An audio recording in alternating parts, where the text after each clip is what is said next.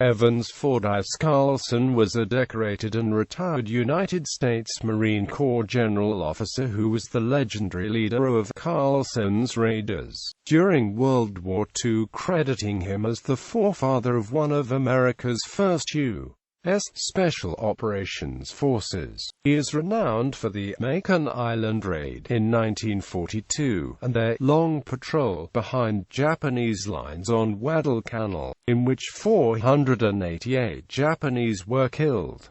Carlson is also credited with introducing the term Gung-ho into the Marine Corps. Early years. Evans Carlson was born on the 26th of February 1896 in Sydney, New York, the son of a Congregationalist minister. He ran away from his home in Vermont in 1910 and 2 years later disguised his age to enter the United States Army, U.S. Army service.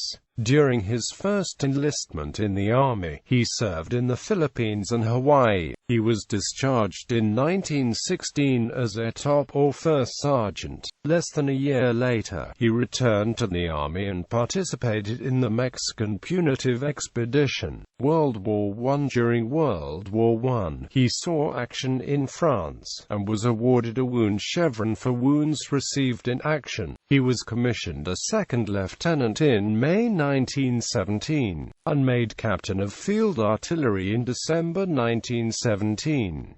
He served in Germany with the Army of Occupation.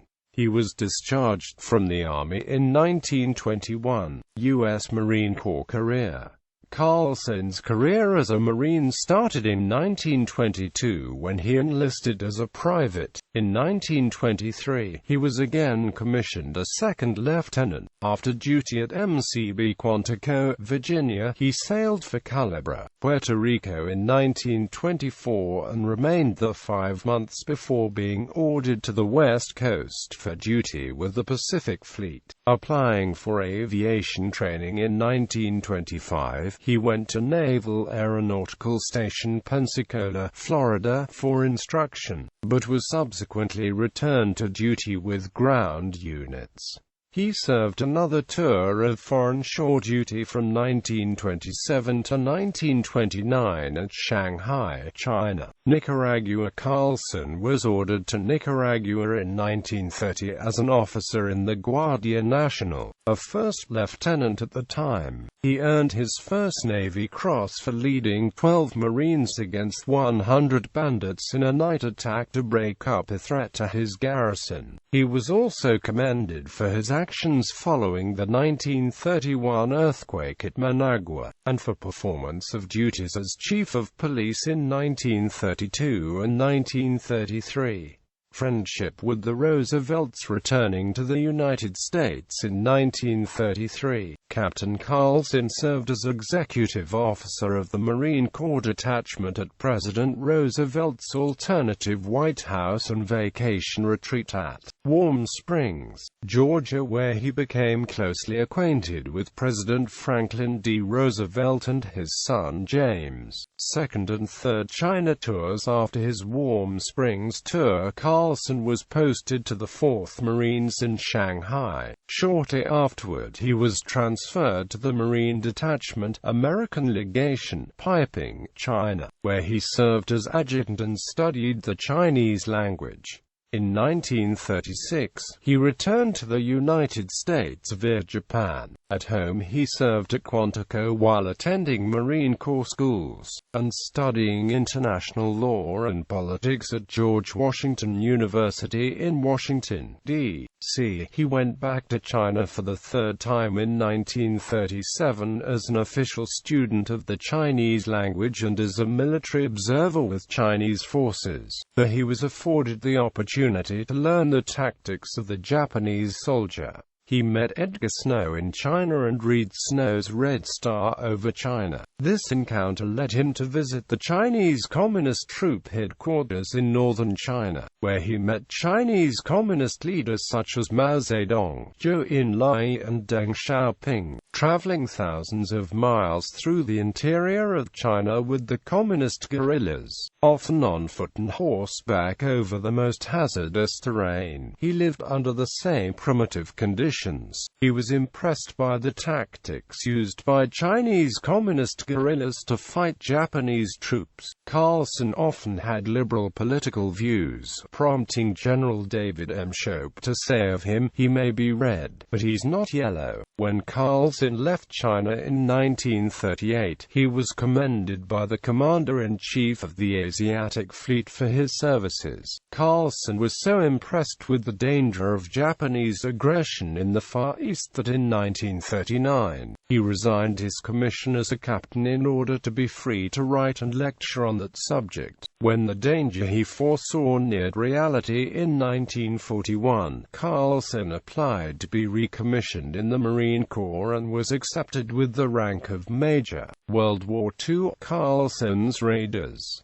In 1942, he was placed in command of the 2nd Marine Raider Battalion with the rank of Lieutenant Colonel, a new combat organization whose creation he influenced. The organization and discipline of the 2nd Raiders was modeled on that of the communist armies that he had observed during his time in China. Because of his relationship with President Roosevelt and the president's son, Captain James Roosevelt, a Marine Reserve captain who authored a letter to the Commandant of the Marine Corps proposing the creation of the Raiders. The Marine Corps authorized the creation of the Raiders despite misgivings about Carlson's philosophy. In the United States military there was a sharp caste system divide between officers and enlisted personnel, and even experienced non-commissioned officers were expected to be subservient to even the newest, greenest second lieutenant. Carlson's experience in having gone back and forth between officer and enlisted status in both the Army and the Marine Corps convinced him that this was not in the best interests of the service.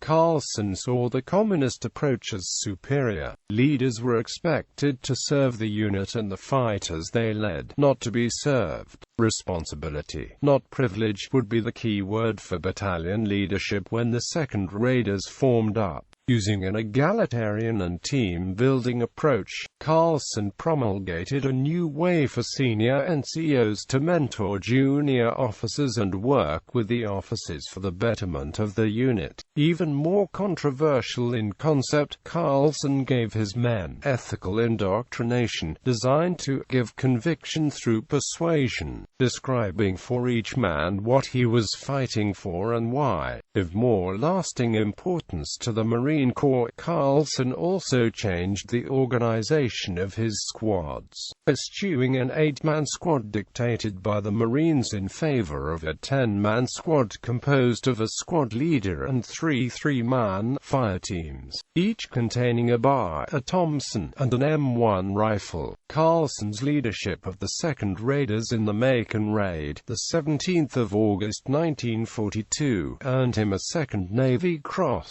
He received a 3rd Navy Cross for extraordinary heroism and distinguished leadership on Guadalcanal in November and December 1942. On March 15, 1943, the 4 Raider battalions were placed under the control of the newly created 1st Raider Regiment, commanded by the former commander of the 3rd Raiders, Col.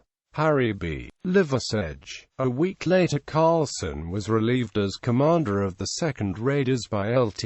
Colonel Alan Shapley, an officer of much more orthodox thinking, and made executive officer of the 1st Raider Regiment. Within a month, Shapley had reorganized the 2nd Raiders into a traditional organization, and Liversedge then standardized the organization of the 4 Raider battalions along the lines of the 1st Raider Battalion. Although all adopted the 3 fireteam squad organization concept pioneered by Carlson, which was soon adopted by the Marine Corps as a whole. Later service in the Pacific, Carlson was soon ordered back to the United States for medical treatment of malaria and jaundice, and served as a technical advisor to Walter Wanger's Gung-ho, the story of Carlson's Makin Island Raiders. He subsequently returned to the Pacific campaign and participated in the Battle of Tarawa in November 1943 as an observer, and was cited for volunteering to carry vital information through enemy fire from an advanced post to division headquarters. During the Battle of Saipan in 1944, he was wounded while attempting to rescue a wounded enlisted radioman from a frontline observation post, and was awarded a second Purple Heart Medal. Retirement. Physical disability resulting from the wounds received on Saipan caused Carlson's retirement on 1 July 1946.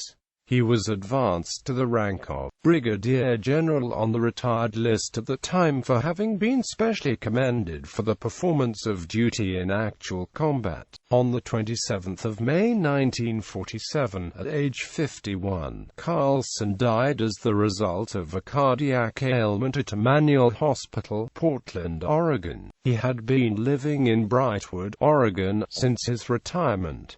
He was survived by his wife, Mrs. Peggy Tatum Carlson, and a son by a previous marriage, Evan C. Carlson. General Carlson is buried in Arlington National Cemetery. Awards and decorations. General Carlson's awards include 3 Navy Crosses, Nicaragua Carlson, Evans Fordyce First Lieutenant, U.S. Marine Corps Guardia Nacional de Nicaragua. Date of action: May 16, 1930 May 1, 1931. The Navy Cross is presented to Evans Fordyce Carlson, First Lieutenant, U.S. Marine Corps, for extraordinary heroism while attached to the Guardia Nacional from 16 May 1930 to 1 May 1931. Upon joining the Guardia Nacional, First Lieutenant Carlson was assigned at Jalapa in the bandit area of Nueva Segovia. On 8 July 1930, he received a report that a group of 100 bandits were looting the town of Portillo. He immediately left with a detachment of 16 men to gain contact. 4 of the men deserted en route, but with the remaining 12 men he pushed on and overtook and gained contact with a group of 40 bandits, completely routing them, killing 2 and wounding 7, without any casualties to his detachment. Arms, ammunition, equipment and clothing looted from the town of Portillo were recaptured. Lieutenant Carlson maintained his district in a most excellent manner, and by his activities and well-directed operations kept it singularly free from banditry. Makin Island Raid. Carlson, Evans Fordyce Lieutenant Colonel, U.S. Marine Corps Commanding Officer, 2D Marine Raider Battalion. Date of action: August 17, 1942. The Navy Cross is presented to Evans Fordyce Carlson, Lieutenant Colonel, U.S. Marine Corps, for extraordinary heroism and distinguished service as commanding officer of the 2nd Marine Raider Battalion in action against Japanese forces on Makin Island, 1718 August 1942. In the first operation of this type ever conducted by United States forces, Lieutenant Colonel Carlson personally directed his forces in the face of intense fire of enemy ground troops and aerial bombing barrage, inflicting great personnel and material damage on the enemy. In the withdrawal of his forces under adverse sea conditions, he displayed outstanding resourcefulness, initiative and resolute purpose in evacuating all wounded and disabled men. His high courage and excellent leadership throughout the engagement were in keeping with the finest traditions of the United States Naval Service. Spot Award. October 1942. Guadalcanal Long Patrol. Carlson, Evans Fordyce Lieutenant Colonel, U.S. Marine Corps, Commanding Officer, 2D Marine Raider Battalion. Date of action: November 4, December 4, 1942. The Navy Cross is presented to Evans Fordyce Carlson, Lieutenant Colonel, U.S. U.S. Marine Corps, for extraordinary heroism and courage as leader of the 2nd Marine Raider Battalion in action against enemy forces in the British Solomon Islands, during the period from the 4th of November to the 4th of December 1942. In the face of most difficult conditions of tropical weather and heavy growth, Lieutenant Colonel Carlson led his men in a determined and aggressive search for threatening hostile forces, overcoming all opposition and completing the mission with small losses to our men while taking heavy toll of the enemy. His personal valor and inspiring fortitude reflect great credit upon Lieutenant Colonel Carlson, his command in the United States Naval Service. Spot Award, January 1943. Bibliography. Carlson wrote books about his third tour in China when he was attached to the Chinese 8th Route Army. Twin Stars of China. Mead and Amp Company, 1940. The Chinese Army, Its Organization and Military Efficiency. International Secretariat, Institute of Pacific Relations, 1939. Evans, Carlson on China at War, 1937 to 1941. China New. S. publication.